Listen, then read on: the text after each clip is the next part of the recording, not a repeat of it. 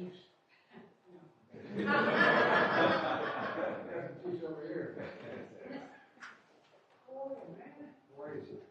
Good to see you. Good to see you.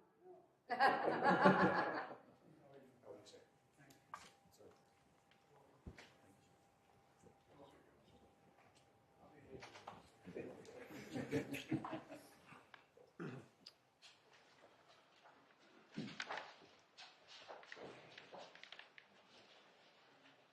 Good afternoon, everyone. I want to thank President Biden for the tremendous honor of being here today and inviting me once again to the White House. It is my pleasure to be able to talk to you about the crime reductions in Detroit, and I look forward to hearing from my colleagues about their crime reductions as well. In Detroit, collaboration is our strength. It's the biggest reasons for our crime reduction. The support of our Mayor, Mike Duggan, with his leadership on negotiations that gave our officers a $10,000 raise, to the strategies that he deployed post-pandemic, bringing partners to the table to reopen our courts. Many of us saw our courts closed down as a result of COVID. Cases were backlogged, and it was through his leadership and our partnerships that we were able to get our courts back open and work collaboratively to get cases prosecuted. Our U.S. Attorney, Dawn Eisen, has been a tremendous partner to us. Our One Detroit initiative has focused on reducing crime in the most violent neighborhoods in Detroit while providing resources to better the quality of life for our most vulnerable residents. Our Deputy Mayor, Todd Bettison, who leads our city's innovative Community Violence Initiative, which is our CVI. The program is called Shot Stoppers, which is supported by the American Rescue Plan dollars. While early, the CVI has shown promise, and we look forward to seeing the impact that CVI will have accompanied with our strategies on crime to further reduce crime. Our partnerships with our local, state, federal partners, our prosecutor, our Wayne County executive, our sheriff, our judges, our state police, and certainly ATF and FBI. Our American Rescue Plan funds have been a tremendous game changer for Detroit. It's helped us reach these historic lows in crime. We've got an 18% reduction in homicides, our lowest since 1966 last year. A 16% reduction in non-fatal shootings, a 34% reduction in carjackings. Our American Rescue Funds have helped us retrain officers, to develop our training center, to bring state-of-the-art training to our officers, and to build bridges in our community by looking at best practices around the country and deploying those best practices in the city of Detroit. Our investments in crime-fighting tools such as new patrol vehicles dedicated to gun violence, allowing officers to respond to these crimes in progress and oftentimes in less than 5 minutes after receiving the call. Our quality of life issues, blight and abandoned vehicles. We've used our American Rescue Funds to purchase speed signs. We are seeing an uptick in our community with drag racing and drifting and speeding through our neighborhoods, and they have been valuable for us deploying in our communities to help combat those problems. New job opportunities. We've hired a number of different new jobs that allows us to use civilian professionals, analysts, directors that were otherwise being filled by police officers. We're able to put those officers on the street and use those civilian professionals to fill those roles. But something that's near and dear to my heart as a trained mental health professional myself is our mental health co-response. COVID brought something that we never thought we would see in law enforcement, and that is a tremendous uptick in mental health crisis. Our mental health co-response, working with trained and licensed mental health professionals, allows us to put a police officer who is trained on the street with an actual mental health professional to aid and assist us in responding to those runs. In addition to that, we have a mental health professional in our 911 dispatch center that's able to give immediate services to those folks when they call in and they're in crisis. City of Detroit handled 14,000 mental health runs in 2023, and we're now looking at approximately 38 runs per day, so we're on track to hit that number again. Our mental health co-response unit works collaboratively with our mental health training center and handling those runs. 2024, we're building on that success, but let me be clear, we are not declaring victory against crime. We still have way too many guns in our community, way too much violent crime in our community.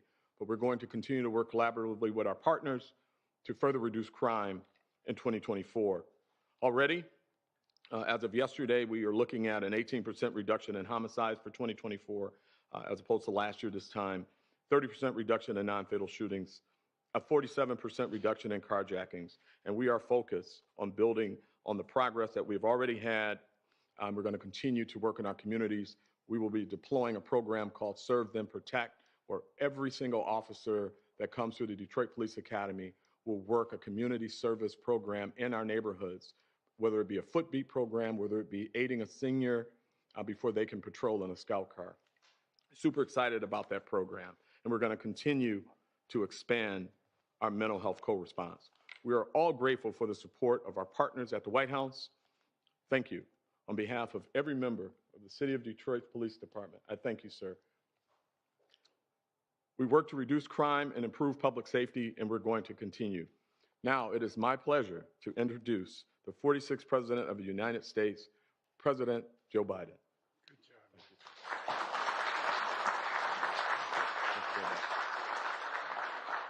Chief White, thank you for that introduction. And you know, every day you and your fellow officers put on that shield, walk out the door, and your families worry about receiving that phone call. But thank you for your service, and I mean this sincerely, your sacrifice. The sacrifice of that of your families, not just you, your families as well. And thanks to the law enforcement and community leaders here today who have helped bring down violent crime rates in their cities to historic lows. That's right, we're about to talk about what's going to happen now. You know, you just heard from the chief, and they salute these cities are making historic progress here.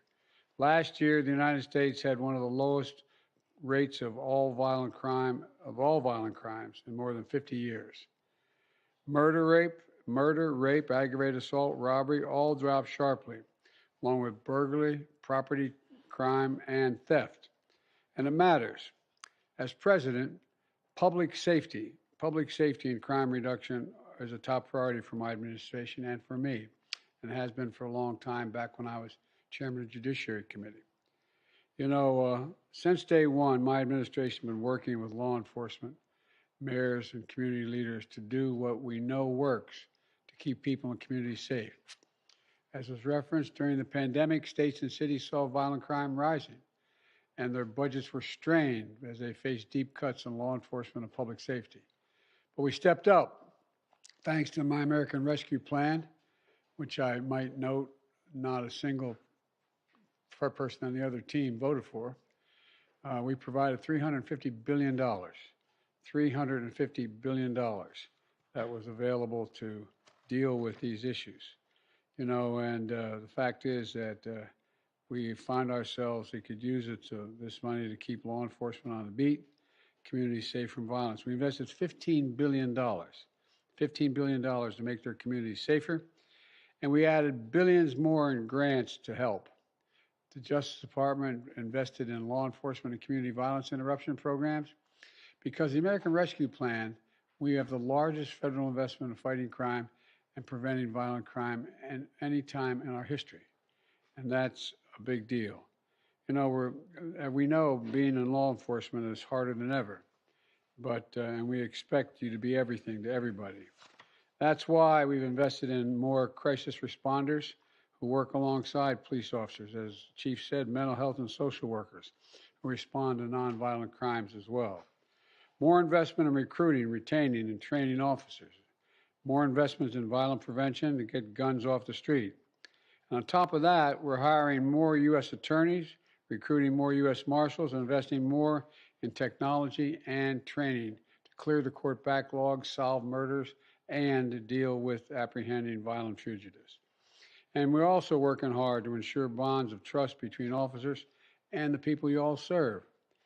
My budget calls for more officers in the street, trained in community policing, walking the beat, working hard hand in hand with community leaders and partners and to gain public trust and advance public safety.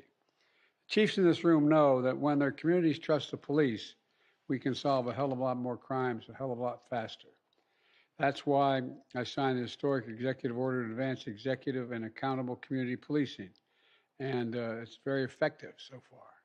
You know, and I'm going to continue to call on Congress to pass the George Floyd Policing and Justice, the Justice and Policing Act, so we can make police reform the law of the land.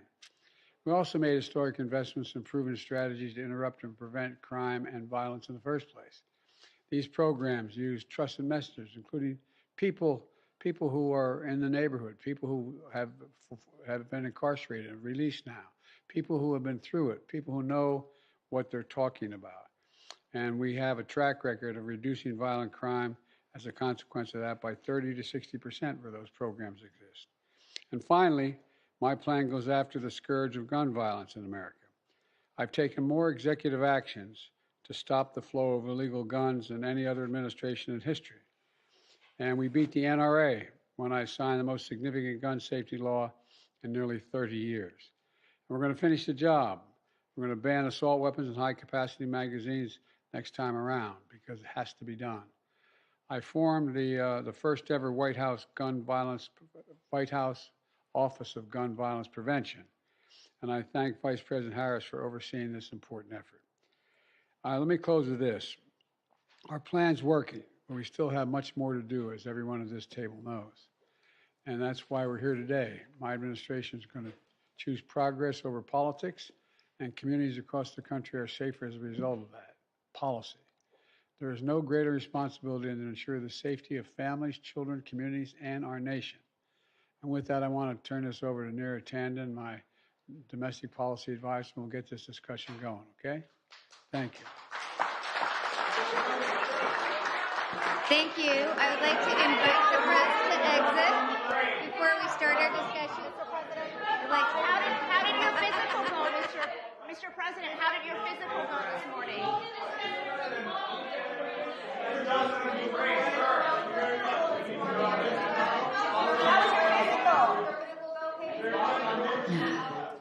Your physical, sir.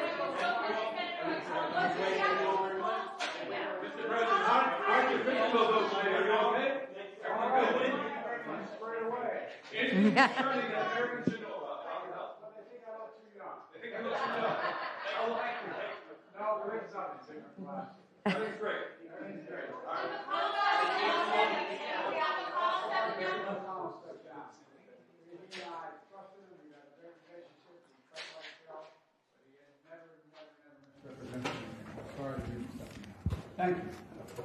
On your executive order, protecting privacy, how concerned are you?